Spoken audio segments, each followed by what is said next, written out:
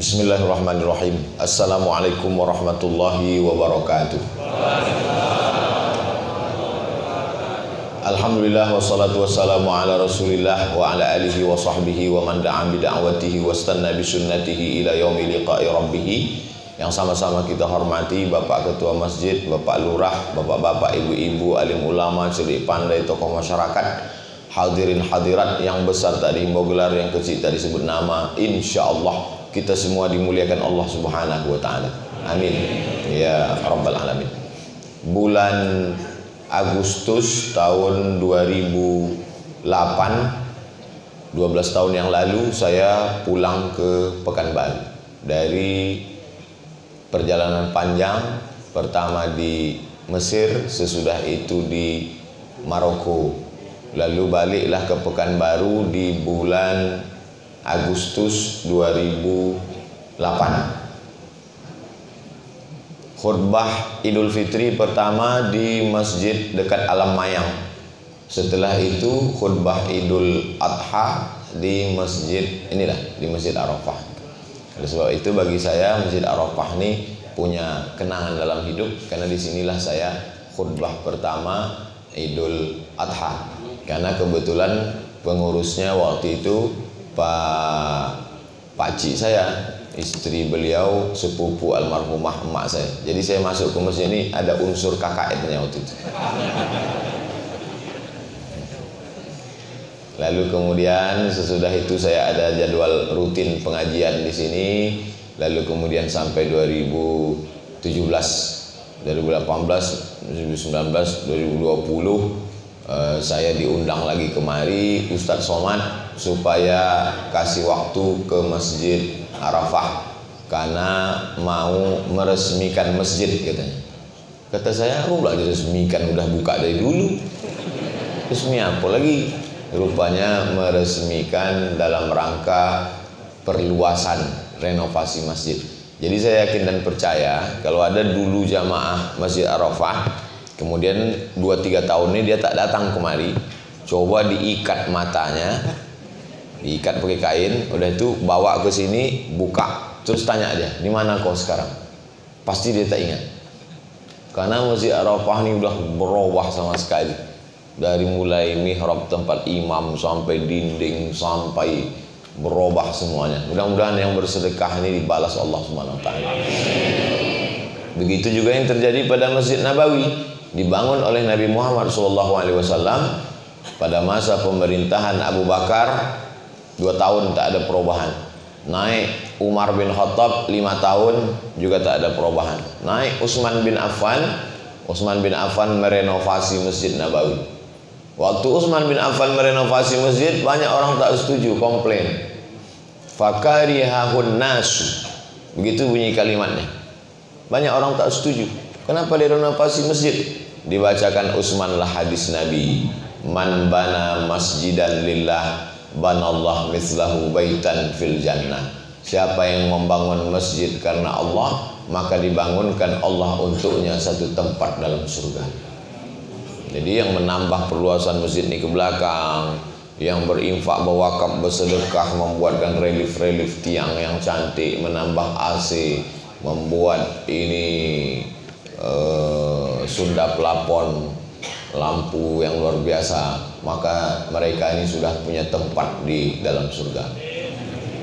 Adapun yang tak ada keluar duit sama sekali, masuk surga cuman tak ada tempatnya, gelandangan lah mereka dalam surga. Tapi jadilah masuk juga, daripada tidak sama sekali. Mudah-mudahan masuk juga ke dalam surga. Nah, yang bilang amin tuh itulah yang belum bersedekah. Bapak Ibu yang dimuliakan Allah, yang penting masuk surga. Takutlah amin. Hidup ini tak usah terlalu sulit, jelimet, ribet. Ada duit sedekah, tak ada duit berzikir. Likulli sulama minkum sadaqah. Setiap tulang-tulang ini sedekah. Jadi kalau tak ada duit, tulang-tulang itu aja bersedekah. Subhanallah, alhamdulillah, Allahu akbar. Udah. Jadi kita hari ini sesungguhnya sudah bersedekah. Udah kesedekah kalau sudah hari ini? Udah. Mana? Itulah tadi. Subhanallah, alhamdulillah, Allahu akbar, la ilaha illallah. Tapi jangan sesudah berzikir tak sedekah lagi. Kotak-kotak keluarkan. Bangunan sudah selesai, tapi kita perlu yang lain. Ada pembebasan tanah. Lalu kemudian tak cukup hanya selesai pembangunan di dunia ini, yang tak pernah selesai adalah pembangunan masjid. Saya tamat Aliyah Nurul Falah Air Molek tahun 1996, 24 tahun yang lalu. Pergi saya ke Air Molek sekarang, belum selesai juga masjid lagi. Bayangkan tuh, dari mulai sekolah di situ sampai ustadz, masjid tak selesai. Masjidil Haram dari sejak zaman Nabi Adam sampai Pak Adam belum juga selesai Masjidil Haram sampai sekarang. Jadi kalau ada pengurus masjid mengatakan masjid kita alhamdulillah sudah selesai, innalillah, tamat riwayat. Masjid ini belum selesai. Masjid ini mesti ada pembebasan tanah. Di samping kanan kiri mesti ada TK Quran, SD Quran, SMP Quran, SMA Quran. Mesti ada tempat pengobatan gratis supaya dokter-dokter di rumah sakit itu ditawarkan dia datang kemari, buka praktek gratis. Pak dokter, duit kalian sudah banyak, kalian tak usah lagi sedekah wakaf duit, sedekahkan waktu kalian 1 jam pengobatan gratis di Masjid Arafah. Setuju? Yang mesti bilang setuju itu dokternya. Awak bilang setuju tak ada penting itu. Maksudnya bersetuju, bersedekah beli semen. Inilah Ustadz nih, kadang awak malas dengar ceramah Ustadz. Banyak jebakan Batman-nya gitu. Bapak Ibu yang dimuliakan Allah Subhanahu wa taala. Allahumma barik li ummati fi bukuriha. Berikan berkah pada umatku paling pagi. Maka siapa yang bangunnya paling pagi, itulah yang paling banyak dapat berkah.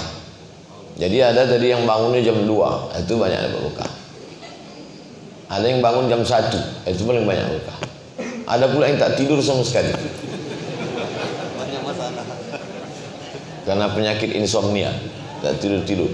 Alhamdulillah, begitu Ustadz nampaknya duduk, dia pun tidur. Itu hebatnya jamaah. Aku nih Pak Ustadz kena penyakit insomnia. Udah pergi ke rumah, ke jumpa dokter Darisman di Rumah Sakit Ahmad Yani. Dikasihnya obat susumpit, tak tidur-tidur. Begitu menengok muka Ustadz, menguaplah tuh. Hebatnya Ustadz tuh, menurunkan ketenangan ke dalam hati jamaah. Oleh sebab itu kalau ada jamaah tertidur, jangan bangunkan. Mungkin dia udah tak tidur 2-3 hari. Masalah pembangunan sudah kita bahas. Masalah jamaah tertidur sudah kita bahas. Dulu rasa-rasanya tak sedingin ini AC masjid. Sekarang sejuk. Rasa-rasa dalam kulkas. Pas pula itu guys. Kalau Ustadz tuh gemuk tak apa-apa, tebal kulitnya, kurus, langsung ke tulang aja. Serba salah Ustadz Somad nih. Dikasih AC dingin, kata dia kedinginan. Nanti agak panas dibilangnya hidup tak AC masjid. Bapak Ibu yang dimuliakan Allah SWT, judul kita dengan Maulid Nabi, mari kita teladani akhlak. Akhlak itu pakai Q, oke, akhlak. Tapi sekarang memang banyak berubah. Semua yang Q dirubah jadi K. Contohnya Winsusko, sekarang Winsuska. Entah apa dirubahnya. Akhlak Rasulullah. Sesudah Rasulullah tuh orang yang paling bakhil, orang yang tak mau berselawat. Maka sesudah Rasulullah Sallallahu Alaihi Wasallam. Dulu saya pernah diundang ceramah di kantor dekat Pasar Bawah, di dekat pelabuhan itu ada kantor Pelindo. Ceramahlah saya di situ. Kata sambutan dari Bapak Kepala Kantor. Sambutan dia. Pertama, mari kita mengucapkan syukur kepada Allah SWT dan Nabi Muhammad SAW. Pula bagus. Sudah selesai itu, baru saya tanya ke panitia. Bapak itu tadi menyambi Allah SWT, Nabi Muhammad SAW. Ini non muslim Pak. Karena dalam agama dia Allah aja tak ada Subhanahu wa ta'ala. Allah SWT. Masih lumayan. Ada yang non muslim masuk Islam, mu'alaf. Marilah kita berselawat kepada Nabi Muhammad Sallallahu Wasallam. Parah. Sallallahu Alaihi Wasallam. Nah, itu jadi tak apa-apa, ada masa berapa. Orang yang paling bagus. Tapi nanti selesai ceramah ini yang diingat isi ceramah, jangan ini yang ini diingat. Bapak Ibu yang dimuliakan Allah SWT, akhlak Rasulullah SAW dalam kehidupan sehari-hari. Banyak orang sekarang latah, tak bisa membedakan mana akhlak, mana etika. Marilah kita beretika. Etika itu tak sama akhlak, wah.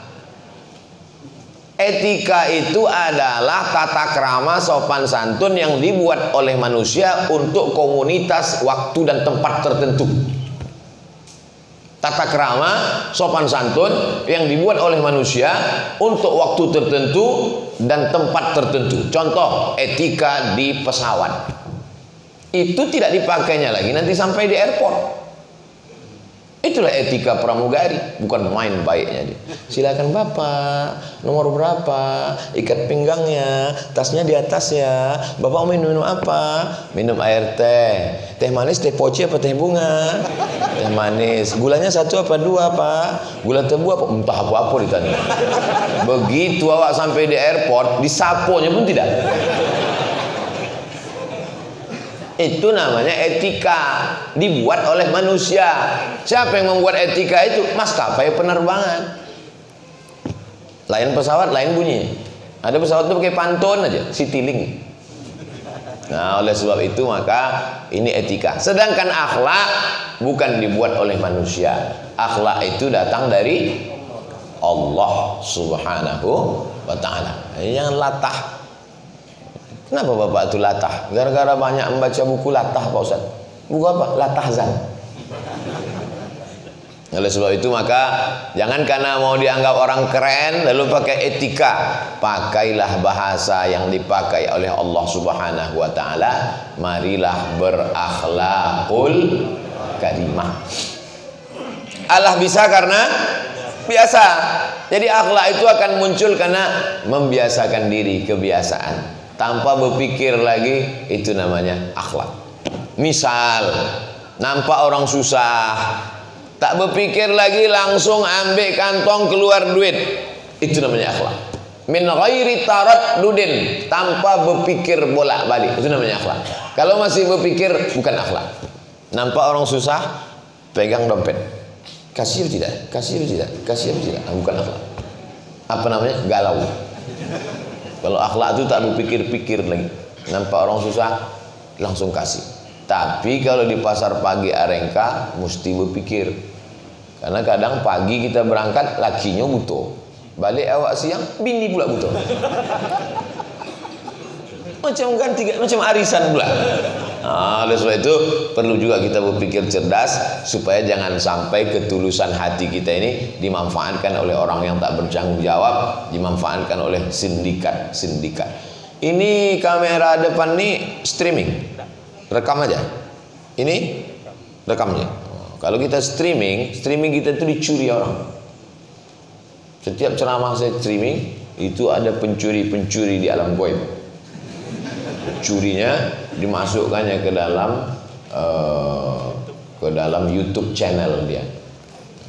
Ada pencuri di internet. Jadi yang dulu mencuri itu nampak benda yang dicuri itu zohir. Sekarang yang dicuri ini benda batin. Saya tak masalah. Mau dicuri ribu orang pun tak ada berkurang. Malah bagus. Cuman dia makan haram.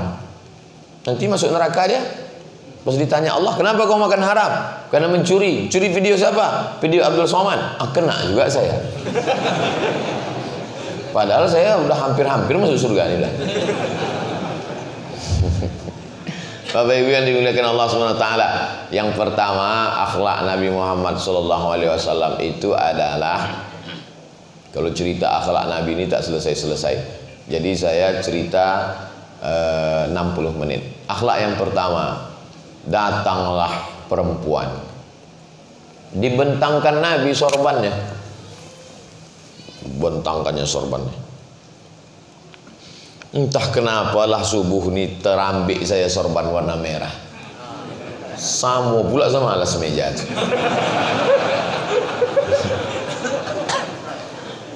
Dibentangkan Nabi sorbannya, la ilaha illallah, merek belum bercabut. Begitu datang perempuan tadi, dibentangkan Nabi sorbannya di atas pasir. Duduklah perempuan tadi di atas sorban Nabi Muhammad SAW. Heranlah semua orang. Siapa perempuan itu sampai dibentangkan Nabi sorbannya? Rupanya perempuan yang duduk di atas itu adalah Syaima. Syaima itu adalah perempuan yang dulu menyusu kepada Halimatus Sa'diyah, dan Nabi Muhammad juga menyusu kepada Halimatus Sa'diyah. Maka Syaima adalah saudara sepersusuan.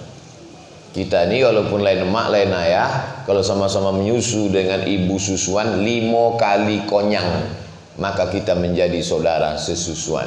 Maka Nabi saudara kandungnya tak ada karena dia anak tunggal, tapi dia punya saudara sesusuan.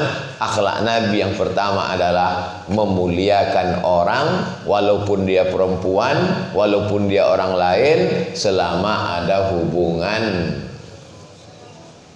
Kalau saudara sepersusuan begitu memuliakannya, apalagi saudara kandung. Ini yang sekarang manusia ini tak ada memuliakan orang. Makanya zaman sahabat Nabi itu sama Quran yang dibaca, bukan lain. Zaman Nabi dulu Qurannya 60 juz, bongak. Quran zaman Nabi 30 juz. Hadis yang dibaca Nabi sama hadis zaman sekarang. Bedanya apa? Lembut hati memuliakan orang lain. Itulah yang saya rasakan di Masjid Arafah. Datang disediakan tempat parkir, lapang parkir, halaman rumah siapa? Ditunggu di simpang sana. Takut Ustaz tuh lupa simpang. Memang lupa, lewat ke pom bensin.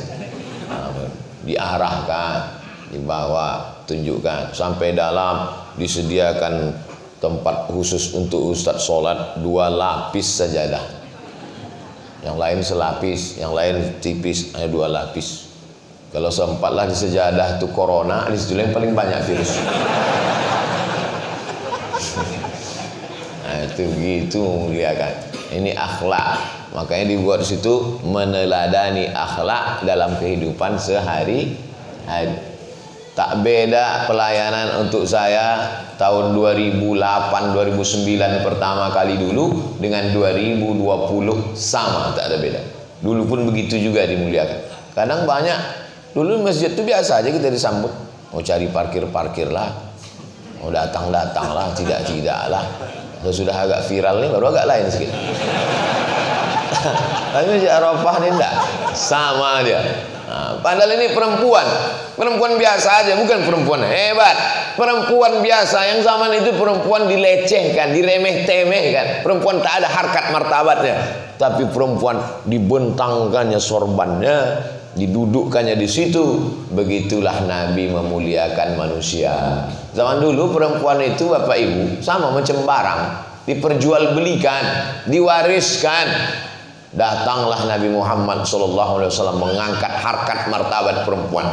Zaman dulu kalau ada laki-laki beristri, waktu itu mazhab mereka poligami unlimited.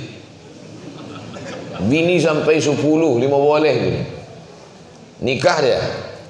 Umur 71 tahun, bini nomor 15. Meninggal dia, maka bini yang nomor 15 itu diwarisi oleh anak pertama dari bini pertama.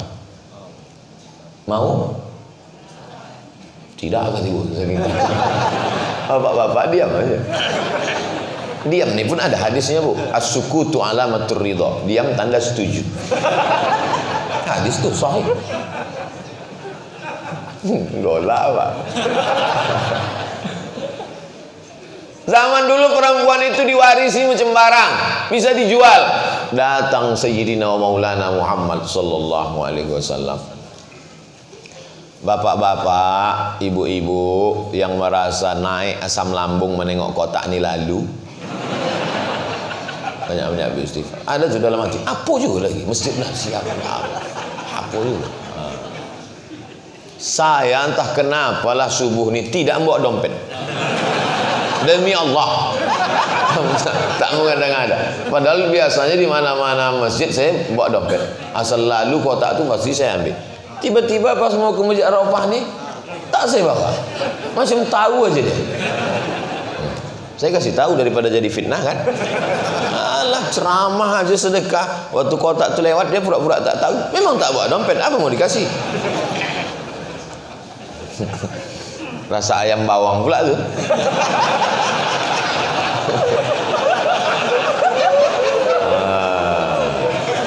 Oleh sebab itu kita mesti memuliakan. Jadi setiap hari malaikat itu turun. Ma min muslimin yusbihu, kalau ada orang yang hidup sampai waktu subuh, dikirimkan Allah malakaini, dua malaikat. Satu malaikat itu berdoa. Apa kata malaikat yang satu nih? Allahumma ati munfiqan khalafa. Orang yang bersedekah nih kasihlah dia ganti ya Allah, kata malaikat. Tapi malaikat ini dua. Malaikat yang satu lagi juga berdoa, Allahumma ati mumsikan talafa. Siapa yang tak mau bersedekah, binasakanlah dia. Maka siapa yang tak bersedekah, tengoklah. Kecuali yang tak bawa dompet. Jadi akhlak yang pertama Nabi Muhammad SAW adalah memuliakan orang. Kadang kita ini dimuliakan karena status sosial. Bertamu ke rumah orang, tengok dulu. Kalau RT, air putih. Kalau RW, teh manis. Kalau lurah, kopi ginseng. Jadi saya ini selevel RT lah nih.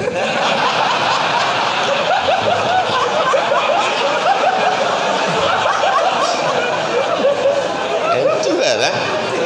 Maka Nabi Muhammad SAW mengajarkan jangan kotak-kotakkan orang. Alah, Ustaz Somad bilang jangan kotak-kotakkan orang. Ustaz sendiri mengkotak-kotakkan orang. Ustaz sendiri duduk di atas. Kalau memang sama rata, duduklah Ustaz di bawah. Kalau aku duduk di bawah, ibu-ibu tuh nak menengok.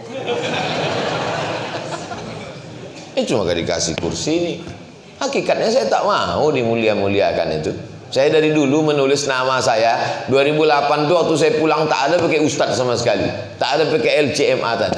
Ustaz Abdul Somad itu dipendek. Ingat yang dulu pertama-tama saya balik. Tak ada pakai Ustaz Abdul Somad. Tak mau saya bagi detail-detail panjang.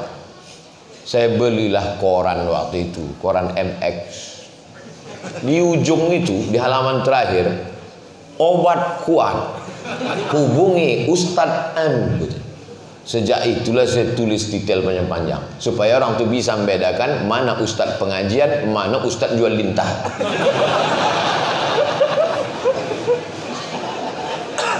Ustaz lah pula dibuatnya jual obat kuat. Merusak nama baik ustaz. Supaya bisa dibedakan mana ustaz hantu, mana ustaz betul. Itulah dibuat panjang detail. Profesor Dr. Haji Abdul Somad LCMA. Sampai sekarang saya belum punya kartu nama. Sebab kalau ditulis ini sepanjang amplop. Bapak Ibu yang dimuliakan Allah SWT, jangan bedakan memuliakan orang karena status sosial, sekolahnya, titelnya, sukunya. Sama manusia ini di hadapan Allah. Perempuan yang diremeh-temehkan waktu itu dimuliakan Nabi dengan sorban yang paling tinggi, diletakkannya di lantai paling bawah. Kenapa? Karena kita tak tahu bagaimana derajat orang di hadapan Allah Subhanahu wa ta'ala. Ini ramai kita ini. Tak tahu entah dari mulut yang mana doa itu dikabulkan Allah. Yang mulut itu makan sambal belacan. Yang mulut itu biasa-biasa saja. Tapi karena bersih, itulah yang mungkin mengetuk pintu-pintu langit. Makanya kita ini jangan bosan selalu minta doakan. Mendoakan, didoakan. Selalu saya minta doakan pada jamaah. Jamaah, doakan supaya Abdul Somad mati husnul khotimah. Amin, kata dia. Padahal belum lagi selesai ceramah. Sudah mau dibawakan jawab mati. Husnul khotimah. Ini akhlak yang pertama. Bisa diamalkan? Insya Allah. Alhamdulillah pengurus Masjid Arafah sebagiannya sudah mengamalkan. Akhlak yang kedua. Duduklah Nabi. Nabi sedang duduk, ada anak kecil di samping. Di depan anak kecil itu ada ceret, tempat air minum. Ketika Nabi mau mengambil ceret untuk menuangkan air minum, ditanyanya anak kecil nih. Apa kata Nabi? Nah, boleh saya ambil air minum ini? Kata anak kecil itu, ya ambillah ya Rasulullah. Apa pelajaran yang kedua? menganggap orang itu ada. Orang sekarang mana peduli kan? Ambil aja. Air budak tu pula dia ambil. Air udah dibagi dah, dibagi. Ada anak kecil, dia ambil minum. Kenapa kau ambil? Alah anak kecil, pergi ambil sana ambil. Dia tak tahu anak tu nanti akan jadi jenderal bintang 7. Saking kan tinggi pangkatnya, poning kepala bintang 7. Kita ni habislah sudah karir kita. Kita yang tua-tua ni tak akan mungkin naik lagi. Kalaupun naik paling naik darah tinggi. Sekolah dia tak ada. Masya Allah. Langsung Ustadz penceramah tak boleh dikasih air manis karena tenggorokannya panas. Tenggorokan panas itu, kalau bapak ibu cobalah tulis di YouTube itu, tulis pita suara. Nampak pita suara itu menggelegak mendidih, panas, disiram dia air gula, air panas, itu maka banyak ustadz sudah tua itu tak keluar suara. Apa kabar? Gara-gara dikasih minum. Ustadz ini kemana-mana pergi ceramah minum gula, ceramah minum gula, ceramah minum gula, kurang olahraga. Akhirnya banyak ustadz kena diabetes meletus, kena asam urat. Jadi saya cuma mau menyampaikan, Masjid Arafah ini sayang sama ustadz. Itu maka dikasihnya air putih. Jelas? Ini harus dijelaskan supaya jangan ada fitnah di antara kita. Balik kepada akhlak yang kedua, walaupun anak kecil tetap dianggap. Makanya kemanapun saya ceramah, kalau anak-anak kecil itu sudah mengulurkan tangan, itu tak akan saya lewatkan, tetap saya salamkan. Apa usaha anak kecil? Kenapa? Kita tak tahu anak kecil nih boleh jadi salaman kita. Datang anak kecil minta gambar, ambilkan gambar anak kecil ini dulu. Maka banyak berseret-seret foto saya sama anak-anak kecil. Kenapa? Karena Nabi mengajarkan muliakan anak kecil, nanti dia pula akan memuliakan anak cucu kita di masa akan datang. Anak kecil jangan disepelekan. Ini banyak sekarang orang yang sepelekan kecil. Aku Pak Ustaz kalau udah menengok anak kecil ini naik asam lambungku. Balik. Ilaha illallah. Kalau sampailah anak kecil ini tak ke masjid, saya alhamdulillah masih senang ke Masjid Arafah ini. Kenapa? Masih banyak anak-anak kecil. Mereka inilah yang akan menjadi ketua masjid tahun 2040. Mereka inilah yang akan menjadi memakmurkan masjid ini, melebarkan masjid ini lagi, membesarkan masjid ini. Makanya kalau masih ada di masjid itu anak-anak menangis, masih ada anak-anak ribut, bersyukurlah. Tapi kalau di masjid itu udah sunyi, suara batu aja, alamat kapal akan tenggelam. Qalu innalillahi wa inna ilaihi raji'un. Oleh sebab itu anak kecil ini jangan sampai disepelekan. Saya sampai hari ini masih menyimpan foto kecil saya waktu lomba baca doa kunut menerima piala. Pialanya masih simpan. Tahun 1985, waktu itu kelas 2 SD, dia tulis juara baca doa kunut. Itu makanya hari-hari besar Islam, Maulid Nabi, Isra Mi'raj, Nuzul Quran, malam tahun baru, bukan sekedar tausiah ceramah, adakan lomba azan, adakan lomba jadi imam, adakan lomba baca Al-Fatihah, adakan lomba baca puisi. Nampaknya sepele, remeh-temeh, tapi anak-anak kecil ini mesti kita besarkan jiwanya, karena itu yang diajarkan Nabi Muhammad sallallahu alaihi. Digendongnya Hasan, digendongnya Husain, dipeluknya Hasan, dipeluknya Husain, diciumnya pipi Hasan, diciumnya kepala Husain. Datanglah satu orang Arab Badui namanya Habis bin Aqra. Kata Habis bin Aqra, anakku 10, satu pun tak pernah kucium. Begitulah kerasnya hati orang Arab Badui. 10 anaknya tak ada diciumnya anak di satu pun. Apa kata Nabi? Ar-rahimuna yarhamuhumur rahman, irhamu man fil ardi yarhamukum man fis sama. Yang disayangi Allah itu kalau ada rasa sayang. Kalau tak ada rasa sayangmu, maka Allah pun tak akan menyayangimu. Jadi kalau nampak ada orang menganiaya anak kecil, asal nampak anak kecil, pang telinga anak kecil sampai hilang sebelah.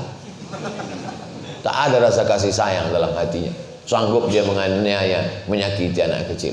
Oleh sebab itu maka dulu waktu saya mengajar di UIN, pagi-pagi jam 8, jam 9, datanglah ibu-ibu. Ustaz Somad, iya bu, Cucu saya udah demam Pak Ustadz 3 hari. Terus antara jaga tidur mengigau tuh dipanggilnya, Ustaz Somad, Ustaz Somad, boleh saya bawa ke sini supaya jumpa sama Ustaz? Boleh, saya bilang. Dibawanya lah anak umur 5 tahun. Alhamdulillah yang demam-demam menyebut nama saya itu selama ini anak-anaknya. Belum ada anak gadis lagi.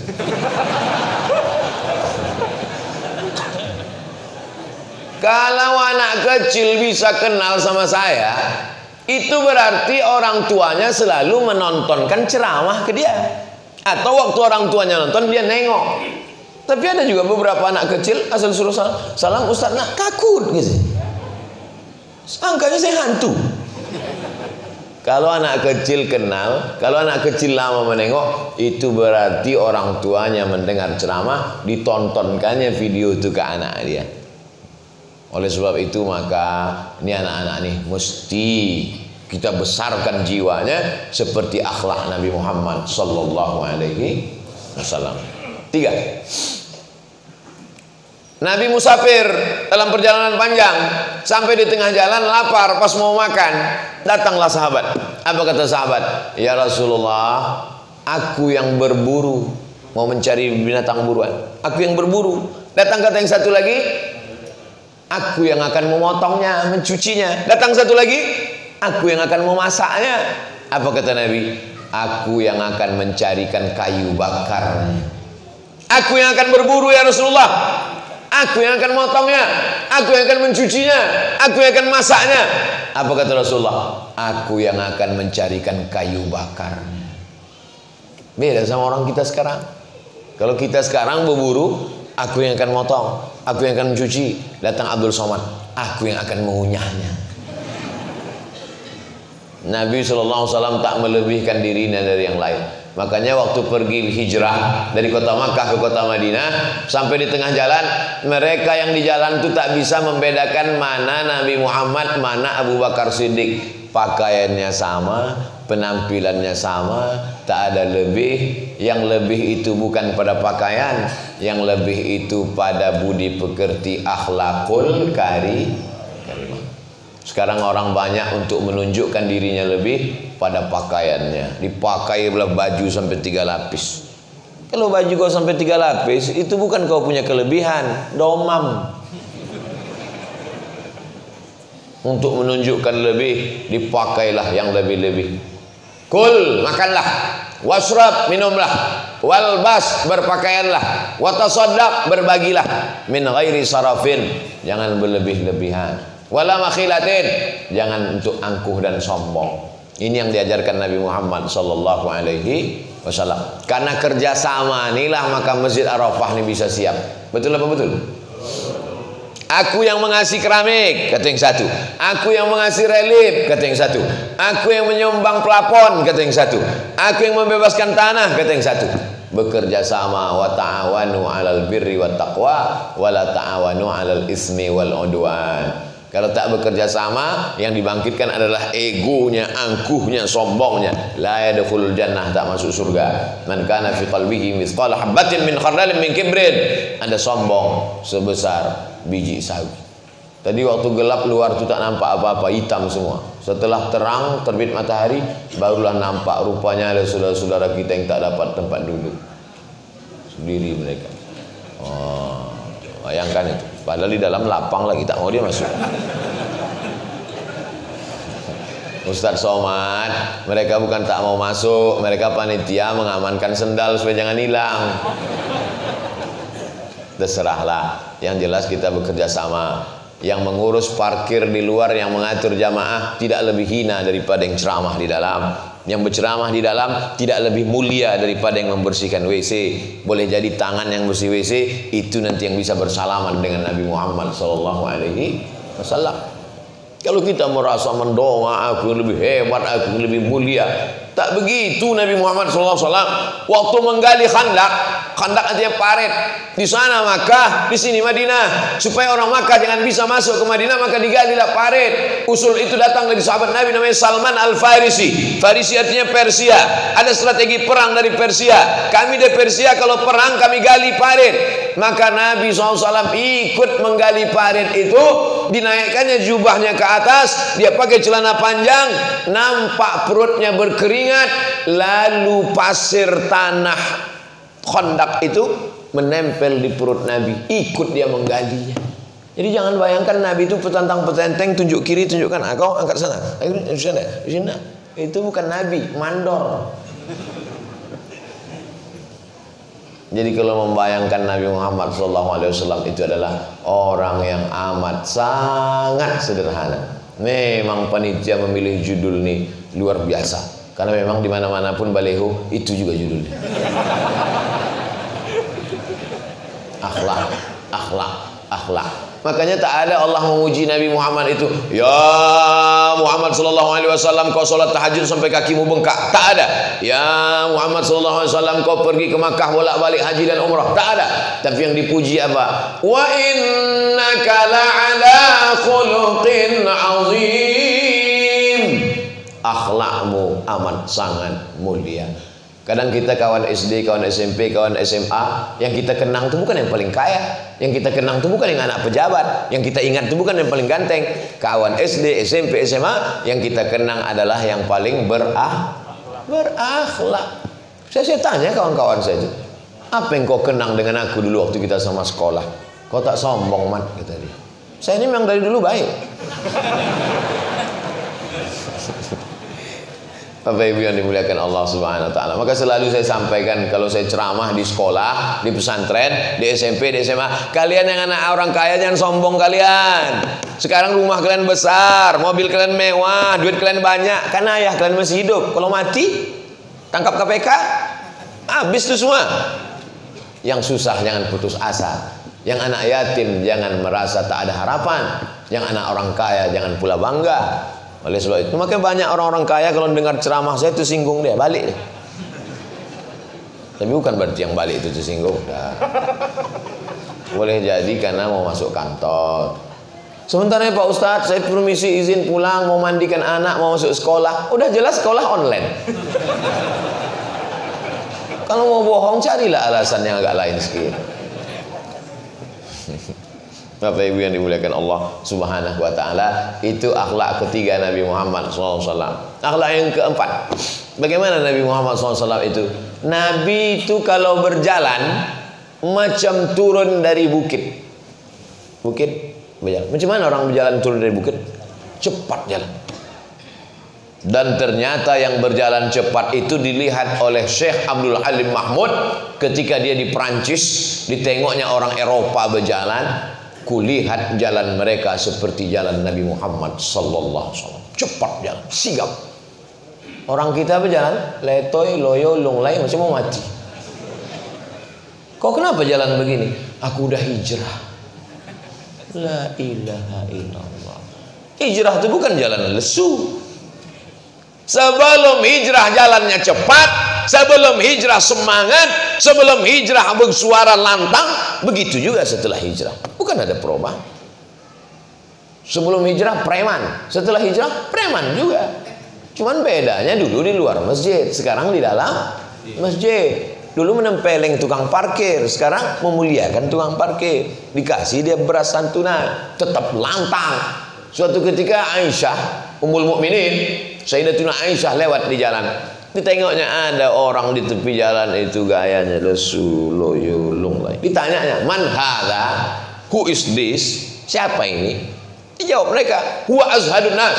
Inilah orang paling zuhud, inilah orang paling takwa, inilah orang paling wara, ini orang paling takut kepada Allah. Tidak, kata Aisyah, karena Umar ibn al-Khattab azhadan nas. Umar itu orang paling zuhud. Idza takallama asma, kalau dia bicara suaranya lantang. Wa idza masya asra, kalau dia berjalan jalannya tegap, langkahnya cepat. Jadi orang yang zuhud itu bukan letoy, lesu, loyo, lunglai. Itu orang mau mati. akhlak Nabi SAW dalam hal berjalan. Semuanya kita ikut. Laqad kana lakum fi Rasulillah uswatun hasanah. Alhamdulillah Pak Ustaz. Kami jamaah Arafah ini pun kalau berjalan cepat Pak Ustaz. Kenapa cepat? Mau buang air besar. Jalan terus cepat, sigap, tanggap, kreatif. Begitu Nabi Muhammad sallallahu alaihi wasallam. Akhlak yang kelima. Ada tempat Nabi namanya Al-Madinah Al-Munawwarah. Ada tempat perang Badar namanya kampung itu Badar. Saya sudah sampai ke Badar. Dari Madinah ke Badar 150 km. Dari Pekanbaru ke Duri 125. Ke Dumai 200. Jadi Badar itu antara Duri dan Dumai lah. Tepatnya Pak Ustadz, kau hitunglah sendiri. Naik kuda dari Pekanbaru ke Duri, Simpang Bangko. Cobalah naik kuda dari Pekanbaru ke Simpang Bangko. Kalau mau ngetes-ngetes, pergi depan mall SKA yang banyak pohon-pohon jati kuda. Naik situ. Hati-hati patah. 1 jam naik kuda sama dengan push up 1000 kali. Berapa jam tuh Nabi naik kuda dari Madinah ke Badar 150 km. Berapa umur Nabi waktu itu? Sekarang kita hitung. Nabi nerima wahyu umur 40 tahun. Berdakwah di Makkah selama 13 tahun. Perang Badar terjadi pada tahun kedua Hijrah. Berapakah umur Nabi pada perang Badar? Bisa masuk untuk tes CPNS. Nerima wahyu 40, berdakwah di Makkah 13, 53, 2 tahun di Madinah perang Badar 55. Umur 55 tahun Nabi masih kuat naik kuda 150 km. Sekarang umat Muhammad 55 tahun bawa map. Mau kemana Pak? Ngurus pensiun. Bapak-bapak kalau saya ceramah jangan tersinggung, karena saya tak tahu entah siapa yang sedang ngurus pensiun. Kalau saya ceramah, jangan merasa saya sedang menyindir dia. Karena beberapa jamaah yang tersinggung dengan ceramah saya, 2 hari kunang-kunang mati. Karena saya ceramah itu tak pernah terniat sikit pun mau menyinggung mau apa orang, enggak. Tak ada apa yang ada dalam kepala saya sampaikan. 1 poin, 2 poin, 3 poin, 4 poin, 5. Bahwa Nabi SAW itu adalah orangnya sigap, tanggap, cepat, cermat. Begitulah akhlak Nabi. Oleh sebab itu tak ada letoy loyo lunglai lesu mau mati. Ustaz Somad gayanya letoy loyo lulai enggak. Semalam ceramah Pasir Pangarayan, Kabun, pesantren Buya Alaidin, Giti. Terakhir malam tadi di Aliantan. 5 tempat. Masih sanggup sih ceramah 5 tempat. Dulu mengajar pagi di UIN, jam 2 ke Pasir Pangarayan, jam 4 berhenti sebentar, jam 6 sampai di Islamic Center, ceramah dari maghrib ke Isya, Isya lanjut, iktikaf malam, sholat subuh, pulang, nyetir sendiri. Masih kuat lagi. Jadi kalau ada orang nengok saya, Ustaz sehat ya? Dalam hati saya, bertanding ngebut masih kuat lagi nih. Sehat pula awak ditanya. Oleh sebab itu maka generasi ini mesti generasi yang cepat, yang cerdas, yang cermat. Oleh sebab itu maka anak-anak muda ini mesti begitu. Akhlak Nabi SAW. Jangan dibayangkan akhlak itu sopan santun, tata kerama. Itu akhlak. Tapi juga bagaimana berjalan, bagaimana berkuda, bagaimana bersikap, bagaimana sigap. Nah, itu diambil dari Nabi SAW. Makanya nanti kalau ada maulid di masjid sana, ikut. Ada maulid di kantor sana, ikut. Ada maulid di hotel sana, ikut. Kenapa? Karena maulid itu sesungguhnya adalah cerita tentang kehidupan Nabi Muhammad SAW. Kalau ada yang membid'ah-bid'ahkan maulid, tak usah pedulikan. Anjing menggonggong, kapilah jadi kau anggap aku anjing? Tak ada. Kau anjing merasa anjing. Kalau ada orang bid'ah-bid'ahkan maulid, tak usah pedulikan. 2 gendang. Kalau dia kuat, kita kalah. Kalau kita terus, dia capek. Kau tak melarang mereka maulid lagi? Capek aku udah kularang dibuatnya juga. Masjid Arafah ini paling selamat buat maulid. Belum 12 Rabiul Awal udah maulid. Maulid itu tidak menunggu 12 Rabiul Awal. Orang Melayu maulid itu sepanjang tahun. Bersunat anak maulid, akikah anak maulid, anak mau duduk di pelaminan maulid, mengayun anak maulid, ngasih nama anak maulid. Betul apa tidak? Ragu deh, apa iya maulid? Maulid lah tuh. Al jannatu wa na'imuha sa'dul liman yusalli wa yusallim wa yubarik alaih.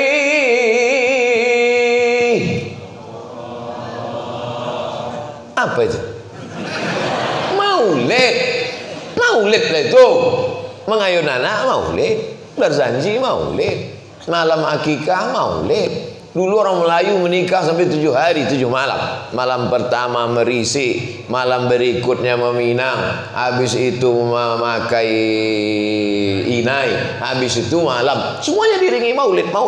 Jadi orang Melayu ini maulidnya tidak hanya 12 Rabiul Awal, tapi maulid. Apa sebetulnya maulid itu Pak Ustaz? Maulid itu isinya adalah sholawat, maulid itu isinya adalah sejarah Nabi, maulid itu isinya adalah doa. Masyarakat di sekeliling Arafah ini masih baca barzanji lagi? Kalau tak ada berarti buatlah musabaqah barzanji. Walamma tamma min amlihi syahrani ala ashhuril aqwalil marwiyah tufiya bil madinatil munawwarati abuhu Abdullah. Allah kata jemaah. Ini tak boleh teruskan ini. Ini kalau diteruskan keluar nanti pulut kuning sama ayam panggang. Bapak Ibu yang dimuliakan Allah. Jadi di Palembang tuh maulidnya arba'in. Arba' itu 4. Arba'in itu 40. Maulid arba'in artinya maulidnya 40 malam. Kebetulan saya ikut hadir beberapa kali maulid. 40 malam. Dari mulai 1 Rabiul Awal sampai 10 Rabiul Akhir. Oleh sebab itu, maka jangan sampai tidak dihadiri maulid ini, karena isi maulid itu adalah tak lain tak bukan tausiah tentang akhlak-akhlak Nabi Muhammad. Abdul Somad pula disuruh menceritakan tentang Nabi Muhammad 63 tahun dalam 60 menit.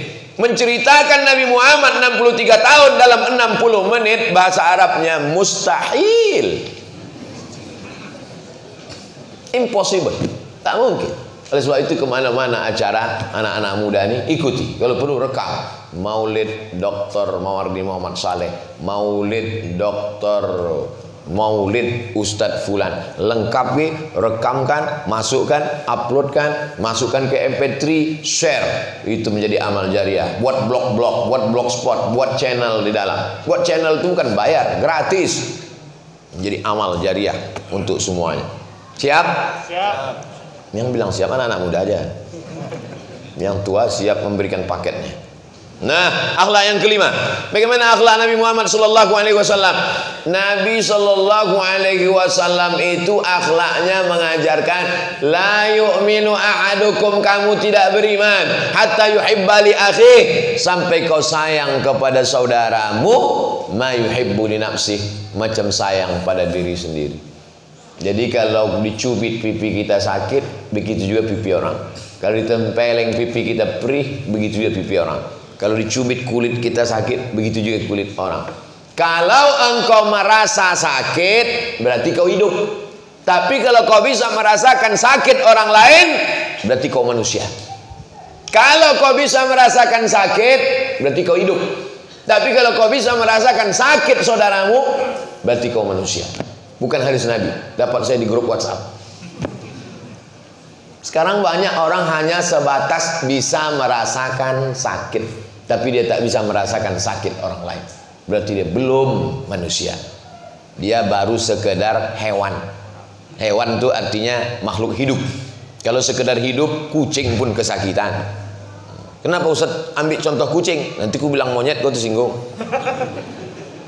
Bapak Ibu yang dimuliakan Allah Subhanahu wa taala. Sekarang banyak orang tak merasakan sakit saudaranya. disipaknya itu orang berdarah, dipijak-pijaknya sampai patah, cuek aja. Bahkan merasakan.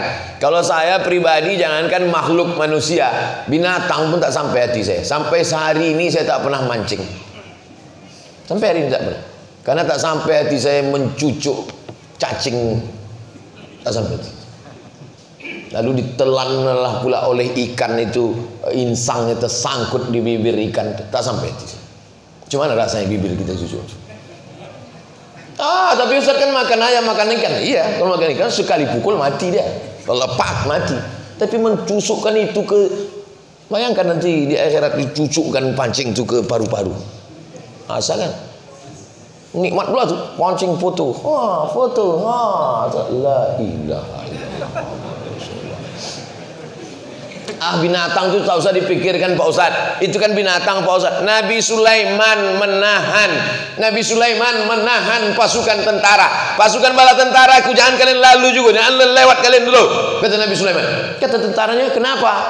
Ku dengar Panglima Semut sedang mengerahkan bala tentaranya di dalam. Apa kata Panglima Semut? Ya ayyatuhan namlu dukhulu masakinakum. Wahai pasukan semut, masuklah kalian ke sarang-sarang kalian sebelum Sulaiman menginjak perut kalian pecah.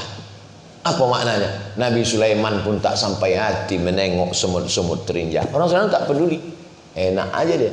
Dia ambilnya, dibakarnya sana semut. Senang pula dia menengok semut tu tunggang langgang lintang pukang. Datang kau lagi ke rumah ni.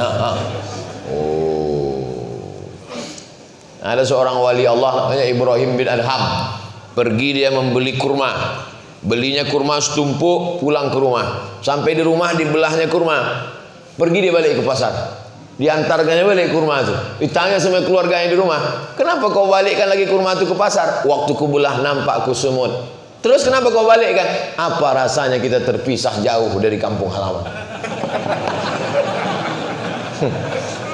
Jangankan merasakan perasaan orang, merasakan perasaan semut. Karena semut dan makhluk itu juga adalah ciptaan Allah. Tapi itu datang bukan tiba-tiba setelah kita belajar hadis, belajar agama. Itu datang dari mana? Dari pendidikan orang tua. Dulu kami kalau main-main menangkap sarang burung, dapat anak burung, bawa balik ke rumah. Apa kata orang tua? Kau balikkan balik semua burung ini ke sarangnya. Bayangkan kalau kau diculik orang, kepala kau mau dijadikan jamu jembatan. Bayangkan, dibalikkan balik anak burung itu ke sarang. Pendidikan orang tua itulah yang masuk ke kepala kita. Tapi orang sekarang sengaja pula orang tua itu membelikan apa namanya keong yang jalan-jalan, umang-umang. Itu mainan anak-anak. Iya. Saya kalau sudah menengok orang tua membelikan itu mainan anak-anak, diberikan pula anak burung, main-mainkan anak burung. Mana rasa dalam hati? Ini berarti dia sudah mati rasa. Orang kalau sudah mati rasa, na'udzubillah. Oleh sebab itu rasa ini mesti dibangkitkan. Dengan maulid ini membangkitkan lagi rasa kita, tidak hanya kepada makhluk bersama manusia, tidak hanya bernama makhluk Bani Adam, tapi juga semua makhluk adalah ciptaan Allah SWT. Wa ma min dabbatin fil ardi, semua yang melata di atas bumi, wala ta'iru yatiru bi janahihi, burung-burung yang terbang di atas awan, illa umamun amsalukum, mereka juga umat sama seperti kamu. Jadi binatang-binatang ini Pak Ustaz masuk surga juga nanti. Semua binatang-binatang itu dihidupkan Allah nanti pada hari kiamat. Lalu dengan satu kata Allah, innama amruhu iza arada syai'an ayakula lahu kun fayakun. Semua binatang itu pun berubah menjadi tanah.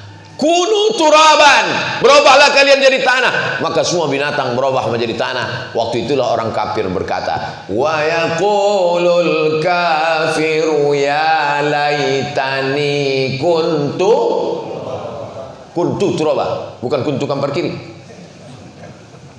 Andai aku jadi tanah. Apa maksudnya? Andai aku jadi binatang, maka aku tidak akan kena hisab di akhirat. Tapi karena sudah terlanjur jadi manusia, dikasih Allah hati, pikiran dan rasa, pakailah rasa itu untuk merasakan perasaan orang lain. Saya tahu perasaan Bapak Ibu sekarang. Lama betul ceramah ini tak selesai. Yang keenam, apa akhlak Nabi Muhammad SAW? Ada seorang sahabat namanya Abdullah bin Mas'ud. Abdullah bin Mas'ud naiklah memanjat pokok kurma, tersingkap betisnya. Abdullah bin Mas'ud ini orangnya kurus kecil, nampak betisnya. Sahabat di bawah ini ketawa menengok betis. Orang Arab kan tegap gagah perkasa, menengok betis kurus ketawa orang. Kiki. Apa kata Nabi? Lebih berat lagi dua betis Abdullah bin Mas'ud itu kalau ditimbang daripada Bukit Uhud. Bukit Uhud itu panjangnya 7 km. Mudah-mudahan kita dikasih rezeki bisa ziarah nanti ke Bukit Uhud. Lebih berat lagi betis Abdullah bin Mas'ud itu dibandingkan. Jangan nilai dari fisiknya. Ini banyak orang menilai dari fisiknya.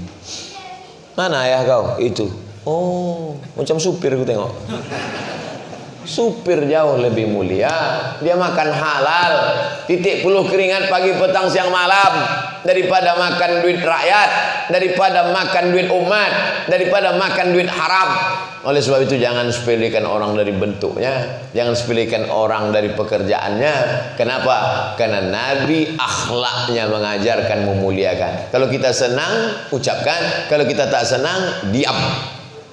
Diam lebih baik. Yang paling banyak dosa orang terjerumus bukan karena tangan, bukan karena kaki, karena lidah. Siapa yang bisa menjaga ini, kata Nabi, selamatlah dia. Man kasura kalamu kasura saktu.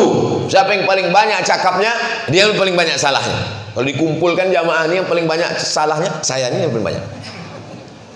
Nah, oleh sebab itu banyak-banyak mintakan ampun, minta ampun kepada Allah Subhanahu wa taala. Yang terakhir, yang ketujuh. Saya cukupkan sampai 7. Yang ke-8 Pak Ustaz, nanti pertemuan yang lain. Yang ke-7 adalah Nabi SAW itu mengajarkan suatu ketika selesai sholat, Assalamualaikum warahmatullahi wabarakatuh, Assalamualaikum warahmatullahi wabarakatuh. Langsung Nabi pulang ke rumahnya. Rumah Nabi itu sebelah kiri arah kiblat. Jadi kalau kita menghadap ke kiblat, ini mimbar Nabi, ini mihrab tempat imam, rumah Nabi sebelah kiri. Begitu selesai salam, langsung dia masuk ke kamarnya. Sahabat semua heran. Selesai itu ditanya mereka, ya Rasulullah, kenapa kau cepat betul habis sholat langsung ke dalam? Ada barang yang lupa aku balikkan. Begitu selesai sholat aku langsung ingat. Mengembalikan barang milik orang, takut disimpan dipegang, takut mati dalam keadaan masih ada sangkutan. Akhlak ke-7 dari Nabi Muhammad SAW. Sekarang orang, berapa banyak periuk belanga yang punya orang belum dibalikkan lagi. Piring orang, gelas orang, rantang orang. Kalau saya enggak, kalau dapat saya tanya dulu, ini untuk saya atau mau diambil balik? Karena jamaah ini kadang kan tak semua mengasih. Ini untuk saya atau mau diambil balik piring mangkuk nih? Itu berarti minta balik tuh. Cepat cuci, bersihkan, balikkan. Besok kan bisa. Iya kalau hidup kita besok. Kalau tidak, lebih baik balikkan sekarang daripada kita nanti mencari daripada mahsyar. Bukan senang mencari saya di Pekanbaru ini payah. Sombong kali ya. Oleh sebab itu maka jangan ada sangkutan-sangkutan. Kalau bisa hidup nih kita jangan ada sangkutan-sangkutan kepada orang. Lepas plong, maka kita menghadap Allah bersih. Menghadap Allah banyak silap dosa, istighfar, salat sunat taubat. Tapi kepada manusia tak bisa istighfar. Astagfirullahaladzim, astagfirullahaladzim, astagfirullahaladzim, astagfirullahaladzim. Pinggan mangkuk satu lemari belum balik. Bisa? Mana bisa? Oleh sebab itu maka kita ini mesti lepas dari segala ikatan ini. Ini mulai jam 5:30, sekarang udah 6:30. Itulah 60 menit kebersamaan kita. 60 menit ini semuanya bernilai iktikaf dan amal soleh. Sebelum keluar salat sunat 2 rakaat, usolli sunnatal isyraq.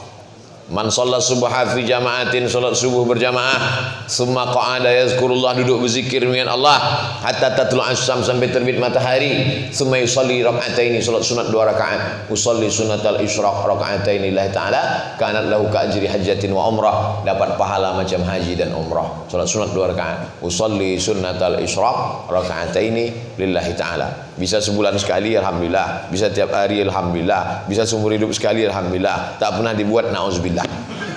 Ala hazihin niyah al-Fatihah.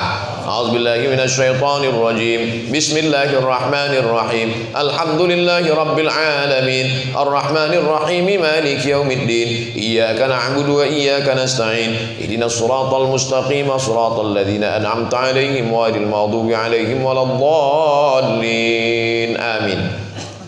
Rabbana fir lana dzunubana, ampunkan dosa kami, wali abaina, ayah kami, wali ummahatina, ummak kami, wali azwajina, keluarga kami, wali zurriyatina, anak cucu keturunan kami, wali masyayikhina, guru-guru kami, wali man hadarana, semua yang hadir di majelis ilmu Masjid Arafah ini ya Allah, wali ikhwanina alladzina sabaquna bil iman, saudara-saudara kami yang sudah mendahului kami dengan iman. Allahumma ja'al kuburahum rawdatan min riyadil jinan, jadikan kubur mereka salah satu dari taman-taman surgamu ya Allah. La taj'al kuburahum hufratan min hufarin niran, jangan jadikan kubur mereka salah satu dari lubang neraka-Mu ya Allah. La tada' lana dzamban illa ghafartah, ketika kami keluar dari majelis ini bersih dari dosa-dosa, wala aiban illa satartah, tutuplah aib cacat dosa kami ketika kami menghadap-Mu nanti di akhirat, di dunia ini ya Allah. Wala maridan illa syafaita, saudara kami yang sakit sembuhkan ya Allah. Wala mayitan illa rahimta, yang meninggal dunia curahkan rahmat-Mu ya Allah. Wala hajatan min hawaijid dunya wal akhirati laka ridha wala nafiha salah illa qadaitaha wa yassartaha,